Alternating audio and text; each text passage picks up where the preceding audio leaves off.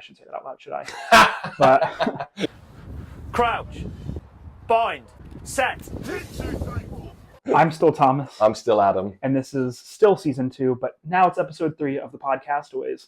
I know we've been away for a few months. It's been a little bit of a hiatus. Spring season, a lot going on these past few weeks. We had our tour and a whole lot else going on. So the podcast has been a little bit put to the wayside, but we're bringing it back come fall and for the rest of this summer, I guess, for the last 2 trainings we have before we switch to the fall season. Yeah, we've got Findlay 10s. We've got Third. A load of social stuff, and then we've got the proper season. Yeah, got a friendly against the Celts at some point. I think the 17th. I want to say something like that. August 17th. I should probably know that. But our spring season was definitely a interesting one. I'll put it that way. A lot of learning went on. We had a lot of new guys show up, which was really nice. A lot of new guys, and that was definitely, you could definitely tell that by the spring.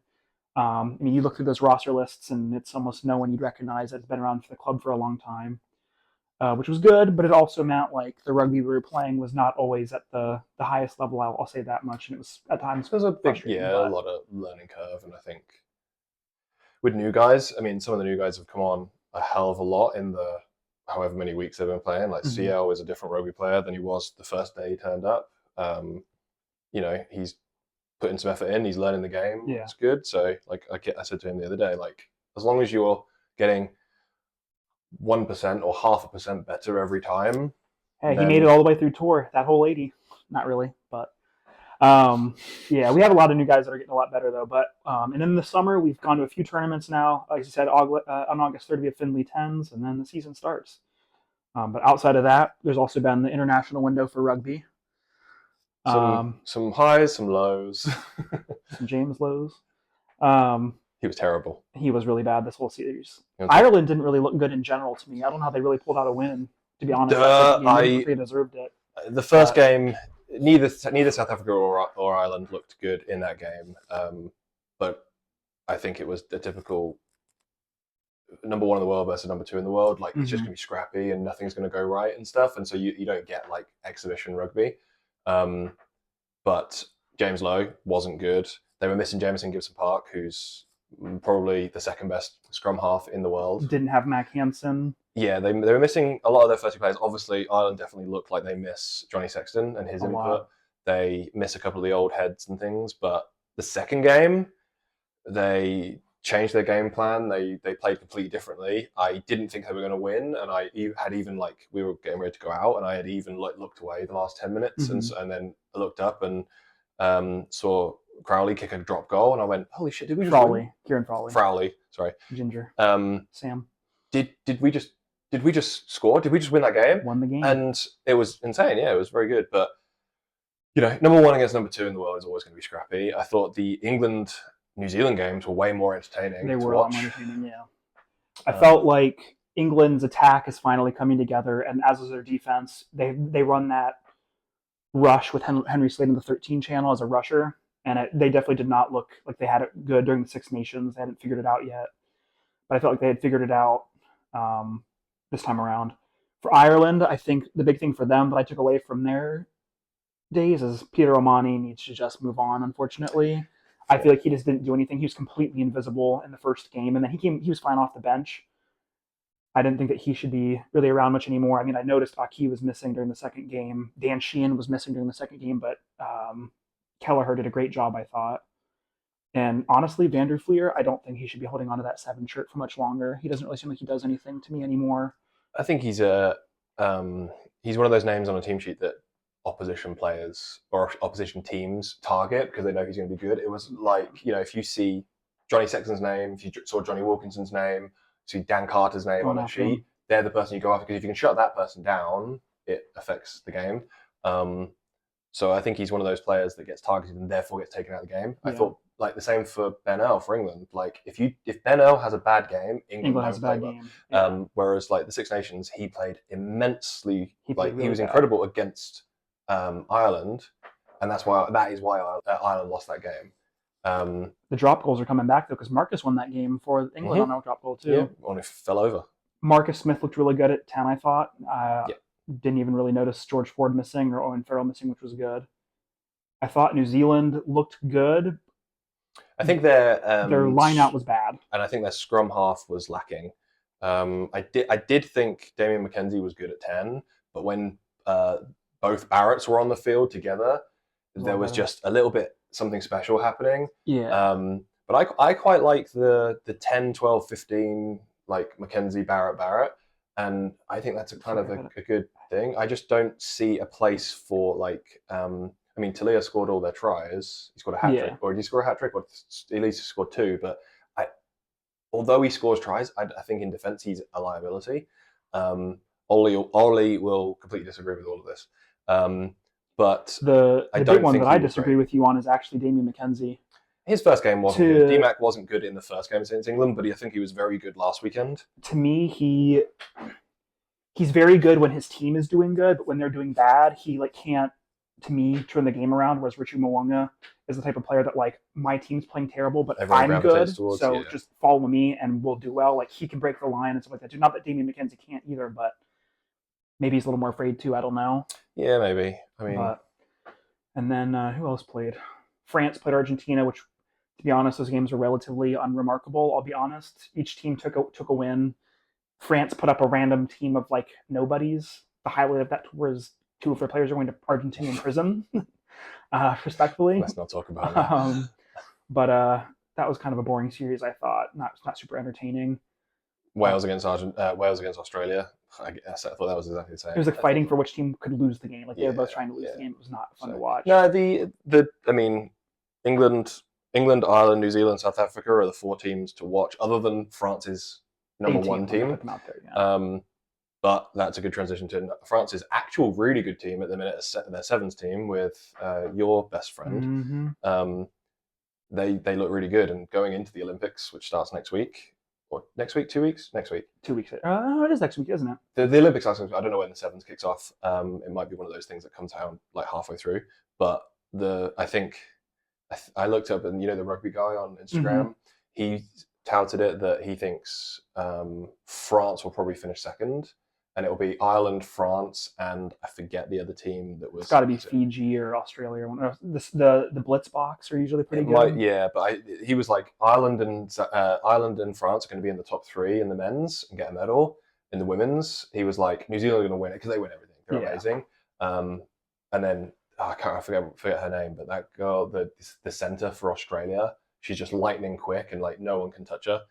I can't remember her name, but Australia and New Zealand will win, get medals as well for the women's. I'm personally excited for it because I'm not a really big sevens guy, and I'll be kind of curious to watch it and see it from more of an aerial view because we played in a sevens tournament this summer, and we played it like a 15s team. Some of us did. Well, the majority of the team did. 6 out of the 7 players played it like a 15s game. Pretty much, you're the one actually treating it like a sevens game. When Jonesy's good at sevens. He knows what he's doing. But I think about rugby from the top down. When I play, I'm trying to think ahead of where the phases are going to be and stuff. So I think about it from the top down in sevens. I can't do that because there's no pauses. It just goes. So for me, the reason we struggle at sevens and the reason we struggled last year at Findlay 10s was because we go about it trying to play it like a 15s. And if you think about it in terms of we have to go forward mm-hmm. in every phase, you're never going to score. Yeah. Sevens, 10s, it's all about, it doesn't matter how far forward we go as long as we have the ball. Keep retaining. You can go backwards, you can go left or right. As long as you're keeping the ball, because there's so much space, a gap will appear. You just have to keep hold of the ball because they can't score if you've got the ball. Mm-hmm. You're probably not going to give a penalty away if you've got the ball in hand. Unless you're Austin or Blaze, apparently. Okay, yeah, some of those. But we had moments of really good rugby in that sevens, and I think it was also 95 degrees when we were playing on turf. I'll try and get a picture of Larry's arm, all melted. There was no shade. It was at awful. All. Shade was there. The person shade was there. Actual shade was not there. I mean, we had moments of great, Jonesy scored a hat trick to win that game that we won. Because he played sevens. Mm-hmm. And I think we had moments in the other games of playing sevens, but then a lot of it was this is our problem in 15s. When something is not going perfectly to plan, our default setting of, oh shit, let's just dive on the ball and just lock it up. Mm-hmm. but then in sevens you can't do that because No, you gotta keep you can't put 4 guys into a ruck. But we'll live and learn. Like there's a few of us that love sevens. We're hoping to launch a new sevens team probably next summer. More of that to come. Mhm. But for the Castaways, it's similar to like the Eskimo Bros, but that's kind of no one's really taken that mantle on. So that's kind of where we were inspired to take our own route with that. But I don't have anything else that's coming along the. Well, I can go through. So obviously posted a few things on the social channels. One thing we should say is the store. The Macron store is now up and running on the website, so I will put the link in the description. I love saying podcasty things. So yeah, delivery is a little bit expensive if you're especially only ordering like 1 or 2 things. So maybe like group together and get a couple of guys together to get stuff. I don't know how long it takes to get delivery because everything's embroidered to order. Custom, so like 1-2 weeks for embroidery and then get shipped. But the quality is really good. It's Macron. They make the Italy stuff. They make Northampton Saints stuff. They make Scotland stuff. So they make a lot of teams. They've got a lot of. They know what they're doing with rugby. Not to say that like Paladin and people don't, but for us it's going to be a bit of a step up and hopefully some really cool gear. Go check that out. The social calendar from your social secretary Larry is. We've got Kangaroo Court on the 10th of August. We're going to have we're going to organise a watch party for the USA versus Canada game on the 31st of August. And then up and coming, which is really exciting, is the golf tournament, which is going to be on the 13th of October. There'll be other stuff in between those times. On the golf, we're going to have teams of 4, but it's only going to be 2 castaways per team. So you have to bring a partner, bring a friend, rent someone for the day. To play golf, have a few beers, and there will be some trophies and things for that. That should be a really fun day. I have yet to be at a Castaways golf outing. The first outing that I've gone on with golf was one of the first times that he and I actually ever hung out together. Yeah. Because we went to Raccoon Valley Golf and played that 9 holes, I think. Oh, there we go. I'm going to win at beers. Yeah, we played the back 9. The back 9, that was fun. We'll have to do it again sometime. Yeah. But that's exciting. I'm kind of nervous about the USA-Canada game. USA played awful. Yeah, I mean, what was it? Scotland 70-something to USA 10 or something. Well, then we played who was like Romania or somebody, and we lost to them because AJ McGinty like missed a wide open kick too. It was so frustrating to watch. Oliver Ollie, who's our friend from New Zealand, was texting. He's like, "Is the US this bad?" I was like, "Yes." Not a single person on that roster list is actually American. They're all AJ McGinty was born in New York. But he's Irish. He was not. He was. I think he has American. No, he doesn't. No, he was born in New York. I know that. Joe McCarthy's New York. Oh, okay. I might. Sam Underhill's Dayton. Sam Underhill plays for England. Mm-hmm. But he's born in Dayton, anyways. Yeah. I'm assuming his dad must be Air Force. Well, here's the thing with them, and like even Ollie and I have had this conversation. The USA should be very good. There's a lot of very good athletic programs and stuff, but there is no interest in rugby or very little interest in rugby at high school and college level. And grassroots rugby, like us, there's not enough 18, 19-year-olds coming through and learning to play. And then if you are physically fit and physically and have the ability, you are guided into baseball or other sports, American football or something else. Because like even guys, CL for example, turns up who obviously has played football a lot. Yeah, he looks the way he stands, like he looks like he's like on a line of scrimmage or whatever. But because he has some athleticism about him and knows a sport, you can pick it up. You can transfer skills. So I do think if anyone with a little bit of like athleticism or has moved in the past and learned a sport, rugby's a good alternate sport.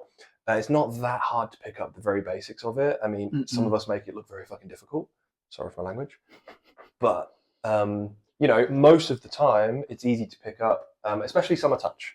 And then when the season starts and it's D3 and D4 and we go through training and stuff, there's obviously teams to, you don't have to be to try and go for the D3 team straight away. There's the D4 team who've got like more of a relaxed team, some older guys and then some younger guys, and then you've got the older guys there who know what they're doing and who maybe just don't want to play D3 anymore, and so you can just look to their wisdom and stuff for that. I was gonna say, I think rugby as a whole, as a sport in the U.S. in general, has suffered tremendously post-COVID. Yeah. I was in college at the time COVID hit, and like it decimated the rugby program I was part of. Like my freshman and sophomore year, we had consistently like 17, 18, 19, 20 guys out, which I know it's not a lot, but for a small college with 2,200 kids, that's a pretty sizable team. Post-COVID, when the team like kind of restarted back up, we were down to like 13 guys, and we're scrounging for people and staying in contact with the team too. Like they're struggling to even put a 7-side together. And I think we've noticed that as a team. Like it took like 2 years post-COVID for you, Ollie, Sam, and now RJ and you guys to all kind of come into the team. It took 2 years almost after COVID. And US, I don't think has really recovered from that yet. Because with other sports, there's a governing body that says for basketball, this is our return to pay policy.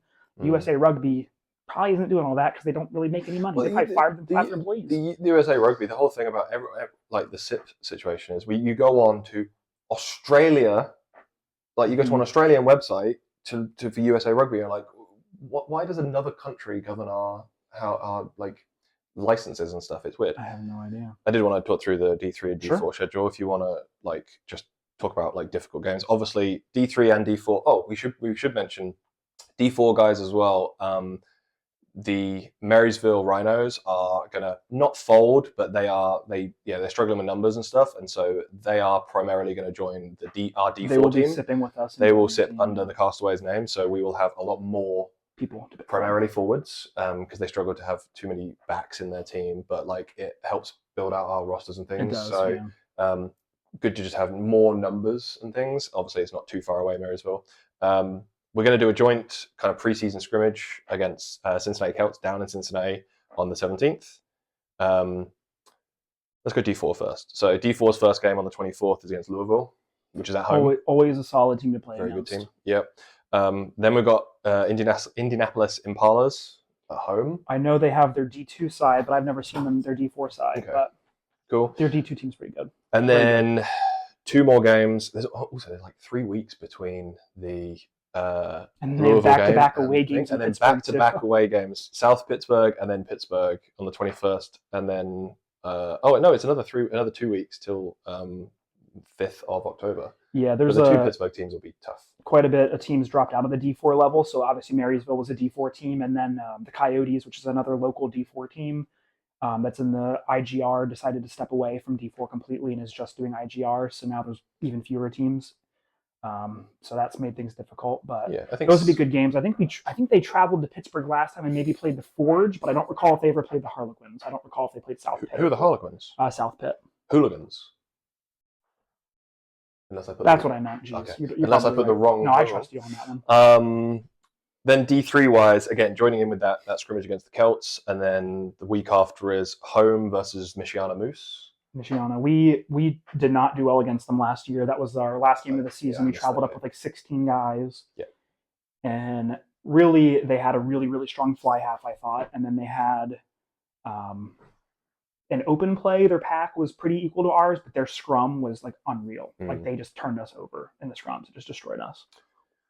A couple of weeks later, then we've got away to Detroit Tradesmen, which will be a tough game. That was tough at home this year. Then we've got a home game against Toledo. That'll be our revenge game. Yep. And then away at Fort Wayne the week after. That'll be our first time traveling there as a team, I think. Oh, really? I don't think we've been to Fort Wayne as a squad, at least since I've been playing with the team. The 2 Fort Wayne games I've played in were very good games. I honestly think they were close. I can't remember like either way, but they were good. They're good games. They're like narrow wins for us, and we played them in the Classic and they beat us then. But that was also a mix of their D2 and D3, D4 sides. Yeah, I mean, my only worry about playing away games is if the D2 team doesn't have a game. The good thing is it's quite late in the season, so the SIPs might have already happened. And then same day that the D4 team go away to Pittsburgh, we go, the D3 team, if I get into it, goes away to Detroit to play Detroit Rugby. So that'll be the first time, I think, in a while having 2 teams, both away from home, very far away from each other. I think we only had 1 game like that last season. Well, last year, yeah, but it was Toledo and Findlay, and so they were relatively close, whereas this is going to be opposite directions. But I don't think it's an easy schedule. But it'd be good to have 5 games of rugby. We'll be under some new coaching in the fall as well, so that that'll be. I'm excited for that. I'll be interested to see how the team adapts to his new style, how Rory will take the team and what direction he'll lead us under, and obviously Ollie and I are the captains for this season, and then that'll transition over after the fall. But I'm feeling pretty good about the season. I think our spring was especially tough because we had so many guys like either retire or just be like, I'm not being involved this year. So it was very hard to tell kind of where we are as a team in the spring, and it'll be a lot different in the fall, I think. At least I hope so. But I think it was just a case of we didn't have that many games in the spring. You and I were talking about only having 5 games a season is just not enough. Yeah, I mean, we were talking about like the best teams we've ever seen play or played in always have a pod of players that play a lot together. Yeah. Like, and that's why I think like international teams, some of them struggle when they have really quality players in each position because they just don't play with each other. So you get Ireland that has Leinster that basically fills the whole roster. And then you have South Africa who none of them play together. So it's random. But they all play very similar styles of rugby, those players. Because like when you get one guy who doesn't play the same as everyone else, it's pretty obvious. Yeah, like Rosa and other fly half, but Remy Lebok. Yeah, but like what I was saying is like if we get a solid core group for D3 and a solid core group for D4 that are together and put the hours into play, we will get better. Yeah, because when someone gets the ball and sees the gap, and if the ball comes out and there's a gap, and if you know that inside player, he's going to hit that gap or he's going to not go, and you know what he's going to do, you can get in a better position. Yeah. So it's just more game time together. Like back in England, we used to play 19, 20, 22 games a season, and we would have a very similar starting 15 every game. I wish we would have at least 10 games. I wish we'd play every single opponent twice. Yeah, it would be good to play, because that would also take the, this year we have to go to Detroit. Oh, next year they'll come to us kind of thing. Because then... It's also, if you drop a game, you're basically out of playoff contention automatically. Even if you go 4-1, it doesn't matter. You probably haven't made it. Well, the D4 team have only got 4 games. Yeah. So they... I don't know how, like, there's a much smaller bracket. But yeah, so it'd be interesting. We should We're past partial time. Dave's texted me 5 times about the Bourbon and Brew Festival. Uh-oh. That's today. Uh-oh. I'm going to go look at a house. It's in Newport, Kentucky. Like, what? It's 4 o'clock. Anyway, this will come out on Hell is real.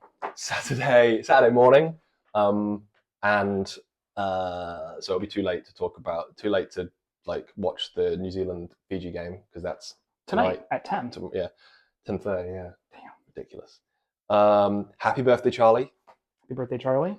Congrats, Bert and Kylie, for getting married. Big one. If there's any other big celebrations. I got a puppy. You did get a puppy. I got a puppy. We both got puppies. We'll do a puppy episode. I want to do like a puppy Super Bowl, but like we get your turf out and spray paint it so it looks like a rugby field and let them play. Cool. Your puppy's 7 times the size. Thomas has got short angry bloke syndrome, so he bought a really big dog and I bought a little dog. It's not a micro. It's a micro dog. I'm sorry, micro truck, but with a big dog. It's gonna be like real interesting. Winnie's gonna be larger than I will in the car eventually, but cool. Well, this was fun. Practices are Tuesdays and Thursdays from 6 to 8 p.m. at Rhodes Park. We go to Woodland's backyard on Thursdays for a little bit of afters after the practices. Saturdays, our game starts back up in August, and we'll see you at Rhodes Park. Be ready for July 30th for the last summer touch. We're going to have drinks and stuff at the field. We'll just do a bit of gathering on the Tuesday, and then the Thursday is the first preseason practice where we'll get, put pads and mouth guards in and hit each other. Someone please find the crispy jerseys. Like if you stole them, I'll go look for them in that closet real quick. Don't do that. Don't. Are they in here somewhere? I don't know if they. He's gonna get his. Are they in here somewhere? Oh my god, that is horrific. That is so bad. Was it that bad? It was really like right up your crap. Oh, I love it. Leaving that in. Okay.